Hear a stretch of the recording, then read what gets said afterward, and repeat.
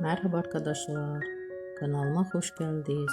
Sevimli oyuncularımız Can Yaman ve Demet Özdemir'den yeni videolar bugün sizler için hazırladık.